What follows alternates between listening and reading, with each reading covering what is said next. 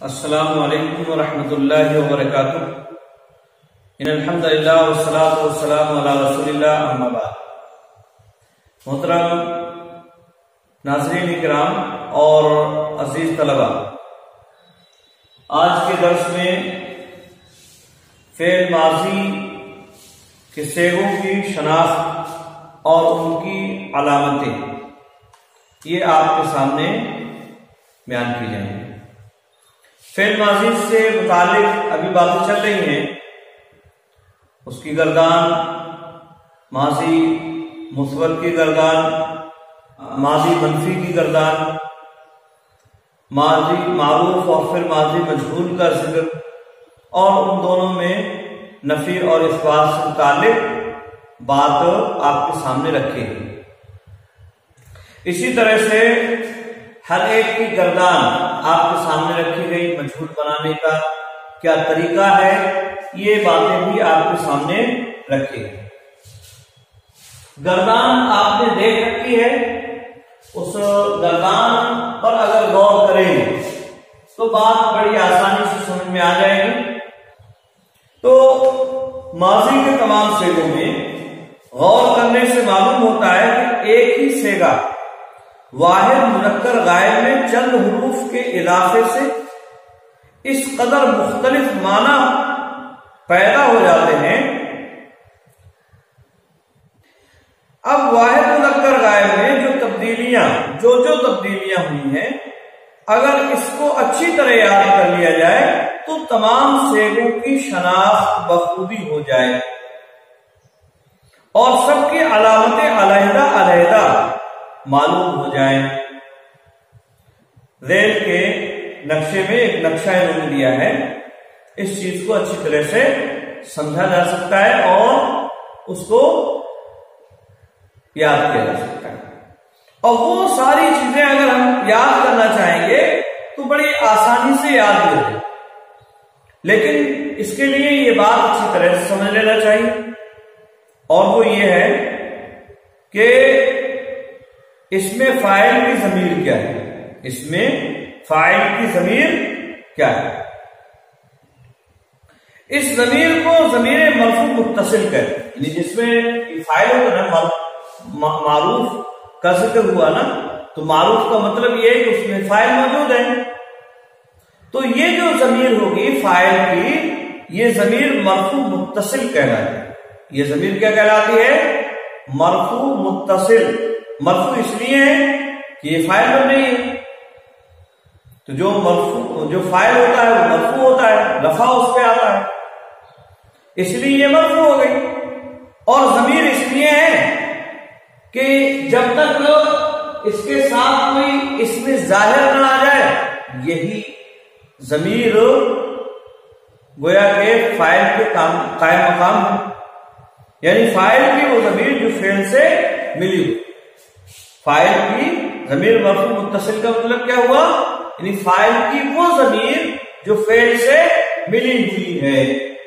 اب آئیے ہم ساری علامتوں پر ایک ایک کر کے ذکر کرتے ہیں۔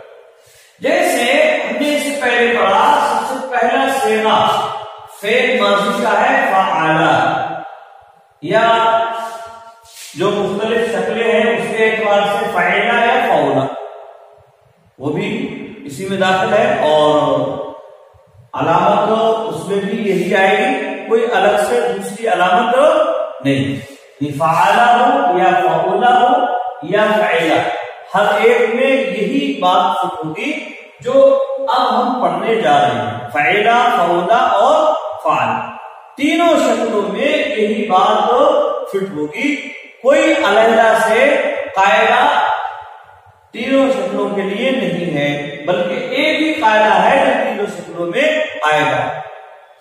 تو فعالا ہے سب سے پہلا صیغہ، فعالا فعل ماضی کا، اور فعالا اس میں سب علامتیں خالی، سب علامتوں سے یہ خالی ہے، اور یہ صیغہ واحد مذکر غائب ہے، یعنی اس میں کوئی علامت نہیں۔ ایسا سمجھ لیجیے وہ صیغہ جس کے اندر کسی بھی طرح کی کوئی علامت موجود نہیں ہے، سوائے تین जो حروف اصلی ہے فعل کے ان کے، تو وہ فعل وہ صیغہ واحد مذکر غائب کا ہوگا، واحد مذکر غائب کا۔ اسی طرح سے دوسرا ہے صیغہ فعلا، دوسرا صیغہ ہے فعلا۔ اب یہاں دیکھیں گے ہم کہ اس کے مقابلے میں یہاں تبدیلی آئی، اور وہ تبدیلی کیا ہے؟ لاسٹ میں الف آ گیا، آخر میں الف آ گیا۔ تو فعلا میں الف ہے علامت تثنیہ، تو فعلا میں الف علامت تثنیہ مذکر غائب اور ضمیر فاعل ہے، اور تو یہ جو ہے ضمیر اس میں فاعل ہے۔ ایسے تیسرا سے ہے فعالو، اس میں واو علامت جمع مذکر اور ضمیر فاعل ہے۔ فعالو میں یہ واو، اس میں یہ الف، اس میں یہ واو، یہ جمع مذکر غائب کی علامت ہے اور ضمیر اس میں فاعل ہے۔ فعالت، پھر آیا فعالت، یہ فعالت میں تا علامت تانیث ہے، فعالت میں تا جو ہے یہ علامت تانیث، یہ مؤنث کی علامت، اور اس میں بھی ضمیر فاعل ہے۔ تو یہ یاد ہے، فعالت جو علامت تانیث ہے اور فاعل، علامت تانیث فاعل، علامت تانیث کیا ہے؟ فاعل۔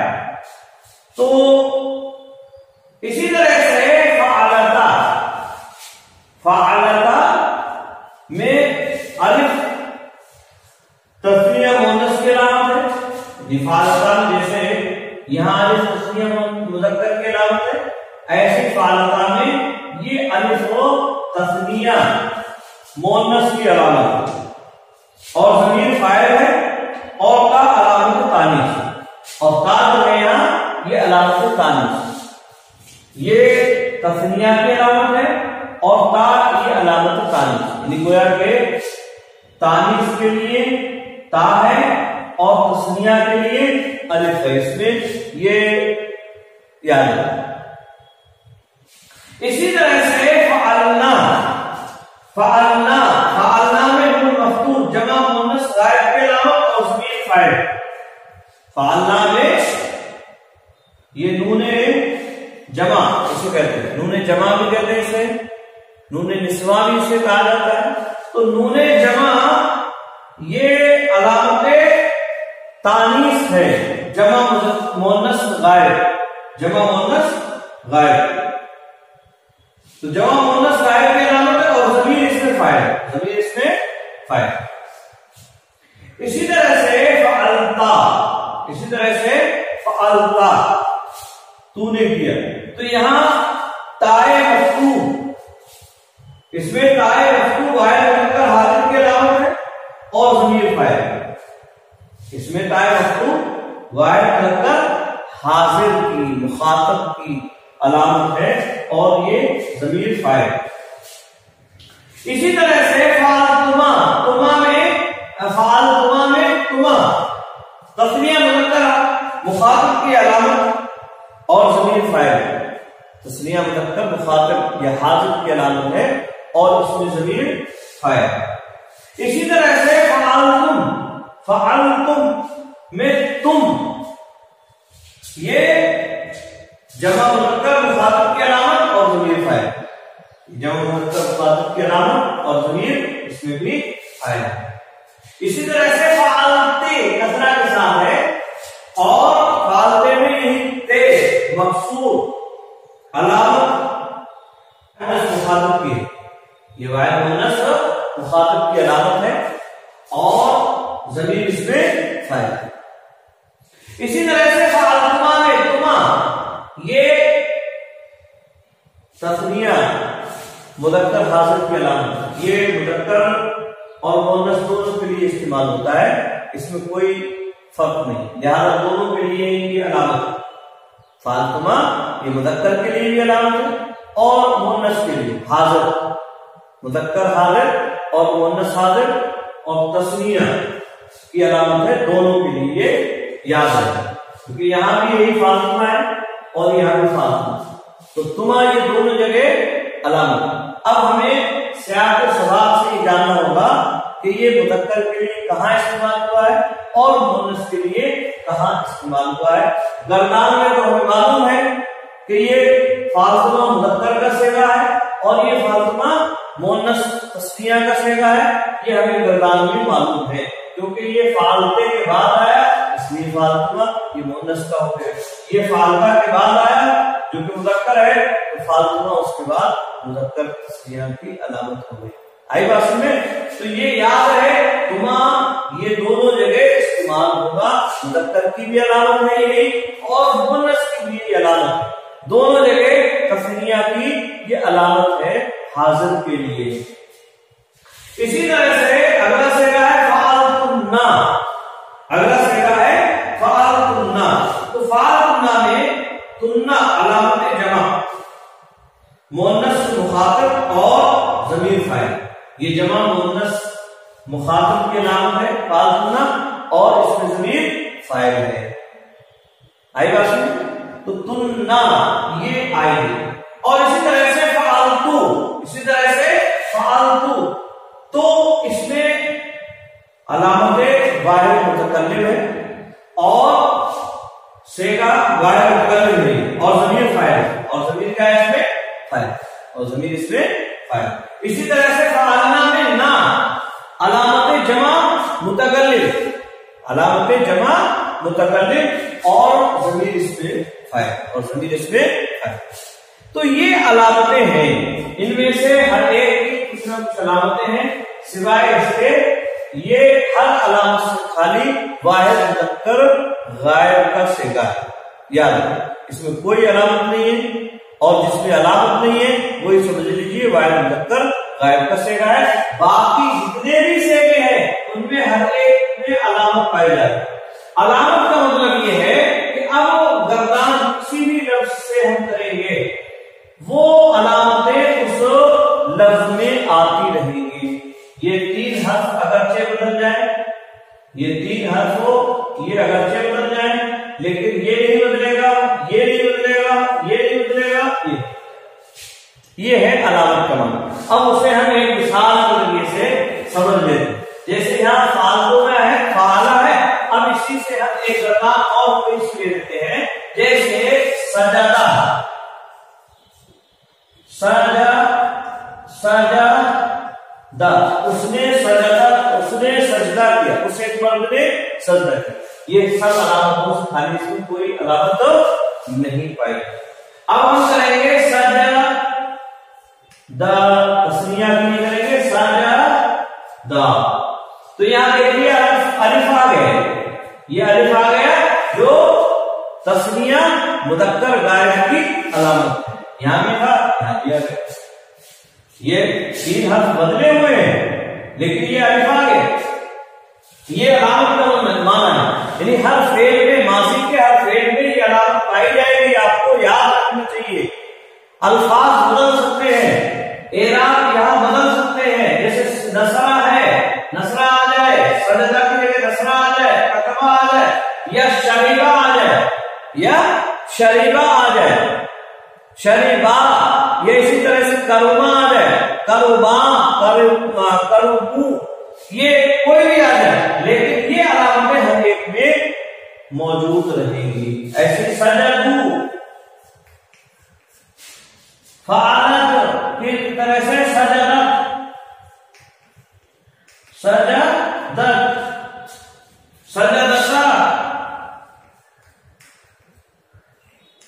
سجدتا ایسے ہی سجدنا فعلنا ہے سجدنا ایکس وائی زیڈ. اسی طرح سے ہم چلے جائیں گے. فعلتا سجدتا فعلتما سجدتما فعلتم سجدتم فعلتے سجدتے فعلتما سجدتما فعلتما سجدتمنا اور فعلتم سجدتم فعلنا سجدنا سجد. تو یہ یاد ہے یہ علامتیں نہیں ہو رہی ہیں. یہ علامتیں فعل ماضی جہاں بھی ہوگا وہاں یہ علامتیں ہمیشہ ساتھ میں لگی رہیں گی ہر گردان میں. فعل ماضی کی اگر گردان ہے تو یہ علامتیں ہمیشہ رہیں گی. یہ فعل کا جو لفظ ہے کلمہ جو ہم دیکھ رہے ہیں یا فعل، یہ چاہے کوئی سا بھی، جیسے سجدہ آ گیا ہے، سجدہ کے لیے نصر آ جائے یا کوئی بھی آ جائے، تو یہ علامتیں بہرحال ہر ایک پہ موجود رہیں گی، اور ان علامتوں کے ذریعے سے ہم سیغے کو پہچان سکتے ہیں. یاد رہے کہ یہ کون سا سیغہ ہے، ان علامتوں کے ذریعے سے ہم پہچانیں. آئی بات سمجھ؟ امید ہے کہ بات سمجھ میں آ گئی. آج کے لیے بس اتنا ہی، اور محنت کی ضرورت ہے، غور کریں، یاد کریں. یاد کرنا سب سے مین ہے. صرف کے یہ قواعد اور یہ گردانے یہ یاد کرنے سے آئیں گی. یاد کریں گے تو یہ باتیں ہمارے ذہن میں آئیں گی، یاد نہیں کریں گے تو پھر بہت مشکل ہے. اس لیے یاد کریں، یہ گردانے یاد کرنا لازمی اور ضروری ہے. اور ایسے الفاظ اپنی مرضی سے الفاظ بنا کے کوئی بھی ہم لوگ جب کوئی بھی لے لیجیے، اردو کا کوئی لفظ لے لیجیے، ایسے اس کی گردانے میں یہ علامتیں جوڑتے چلے جائیے، یہ علامتیں ان پہ یہ جوڑتے چلے جائیے. ایسے بھی یاد کر سکتے ہیں آپ، ایسے بھی یاد کر سکتے ہیں. اگرچہ آپ کو عربی کلمات بھی نہیں معلوم ہے، عربی افعال نہیں معلوم ہے، تو ان کو دھیرے دھیرے ذکر کیا جاتا رہے گا. بہرحال تو یہ علامتیں جوڑنا ہے، آپ یہ علامتیں جوڑنا ضروری ہے اور اس کو سمجھنا بہت ضروری ہے. یہ فعل ماضی کا اس کتاب میں جو ہے آخری ذکر ہے. اب انشاءاللہ العزیز فعل ماضی کی جو مشقیں ہیں، تمرین ہے، اس تعلق سے جو گزرے ہوئے اسباق میں وہ مشق آپ لوگوں کو خاص طور سے طلبا کو کرنا ہوں گی. وہ مشقیں جو ہیں خاص طور سے کرنا ہوگی اور اس کا طریقہ ہم انشاءاللہ العزیز بتائیں. ٹھیک ہے، آج کے لیے بس اتنا ہی. السلام علیکم ورحمۃ اللہ وبرکاتہ.